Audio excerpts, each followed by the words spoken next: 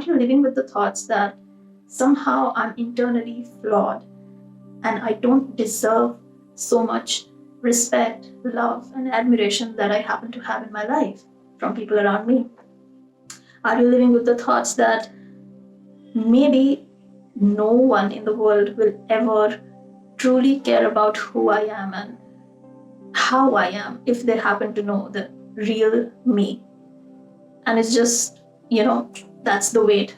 They just happen to know me and they would start withdrawing themselves. These kind of beliefs or thoughts can keep you away from having satisfying, meaningful, and deeper level connections, right? Especially stable connections. And then we may get to a point wherein we start believing that no one will ever truly love me for who I am. And this also may lead you to have a belief that I am unlovable, right? What if I tell you that this is not something which is intrinsically true about you, or this happens to be any reality of yours, but rather it's more of a mental schema. It stems from there, and that mental schema is known as the defectiveness schema. So through this video, we'll understand a bit about what defectiveness schema is, how it impacts us, what causes it, so that we are able to acknowledge if that is also something that we are dealing with, we are struggling with, right? And that's the first step towards any kind of change, right? So before we get into that, just to introduce myself, hi, I'm Gunjan. I'm a clinical psychologist and I'm working at V-Medica Multi-Speciality Clinics in Gurgaon. Okay, let's get into that. So what is defectiveness schema? It is basically a core belief that something is internally flawed about me, right? And that too in some critical way, in some serious way, okay? It also is a belief that once a person starts to get and know the real me, they might start rejecting me, or they would get withdrawn from me, right? So when we understand that this is the belief system, like in terms of what defectiveness schema is, we need to understand the word defect here, some sort of internal defect I'm carrying inside myself. And I do not want anybody else to come and notice that defect. Now, what is this defect about? The defectiveness schema is somehow related to any sort of your own perceived physical flaw that you might be having, like how you physically perceive yourself. It can be related to your physical appearance, right? Something about that, or it can also be related to your social awkwardness. If you somehow know some aspects of yourself which you perceive as socially very awkward, then that can also be a part of your defectiveness schema, and you don't want that to ever come out or affect your current environment in any way, right? So now we have understood what the belief is like in defectiveness schema. So how will it impact us? It will make us hypersensitive to any sort of criticism, any sort of blame, and especially comparisons made by other people, right? So if anybody compares you with someone else, or critically gives you a feedback, or makes a critical comment on you, you can be hypersensitive about it. You might be like always looking out for that, as if you're waiting that this would come in some form, right?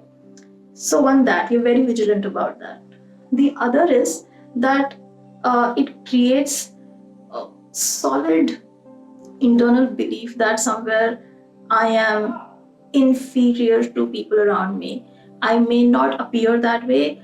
In fact, the evidence would probably be very in contrast to what you believe, right? Maybe people actually believe that you're a good company to have. Maybe what you do in your profession is actually very good, and you've always had maybe good feedbacks around that. In spite of all of the objectivity, in spite of all of the outer reality that you have, you internally might end up believing that something is inferior about me, and it's just that they don't know about it because I don't show that, right?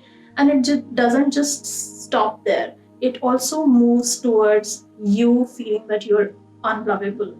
Okay, so feeling inferior internally and unlovable, that I am not someone who can be loved in a holistic manner in the first place, right?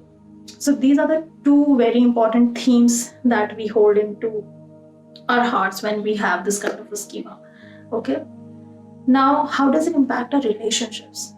It greatly impacts our relationships because it keeps us away from stable and satisfying relationships, right? So beyond a certain point, if your relationship starts becoming emotionally very intimate in nature, you start emotionally depending on each other, and if you feel that your partner has started understanding you and seeing the real you, and knows a lot about you, and in fact can guess on their own about some behavior that you might be doing, or you're feeling also on their own, right? That could be a little alarming for you, because no matter how much you really want to connect with the other person, no matter how much you want to love and be loved by the other person, however, the fact that somebody would start, even if it's your partner, would start really knowing you for who you are, and have started understanding you, seeing through you, all of that can be really overwhelming for you. So what happens is the defectiveness schema just get triggers and reminds you of the internal perceived defects that you already perceive about yourself. And then at a certain point in your relationship, when it is getting very emotionally dependent, and you're really getting close to each other, that's when you might get back a little. You might just feel that this is probably getting too overwhelming for me. You might come up with some excuses to move out of the relationship then, right? It also leads us to enter and be drawn towards relationships which confirm our belief about ourselves. By which I mean that a partner or the relationship which will, actually make you feel that somehow you're inferior to either your partner or maybe people around you, and wherein in the relation wherein you have to really prove yourself a lot, explain yourself a lot, and then you get that love and appreciation and everything. You might actually find yourself getting stuck in relationships like that, because somewhere in the background, if you actually see, it is confirming what you already believe about yourself, right? So it's tough to be in any other kind of an environment which is not in synchrony with what I believe about myself. And that's how defectiveness schema, the perceived defect in you, has a huge impact in your life. How do we develop that in the first place? So it's connected to traumatic events in our past, especially our childhood and adolescence. And when I say traumatic events, which are especially centered around frequent criticism and emotional rejection, right? So if you've repeatedly gone through some sense of criticism from your, let's say, parents or maybe teachers, like everybody who you were in close contact with and who had a very great impact on you, if there was easy criticism given to you, and mostly if you were seen in a critical way, also if you frequently experienced emotional rejection the moment you started showing your real emotions or your real self, and if you experience the person getting withdrawn from you or not really liking that experience, that is also something that can start leading you to basically have this kind of a mental schema. So now that we have understood how defectiveness schema could have actually impacted our lives to a huge extent, it's important for us to now start living our lives wherein we make decisions that are in alignment with what we really value, what we personally value, right?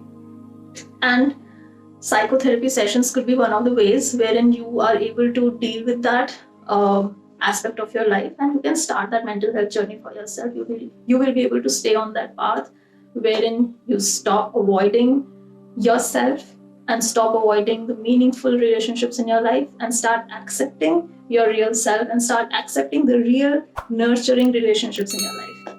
All the best in your mental health journey.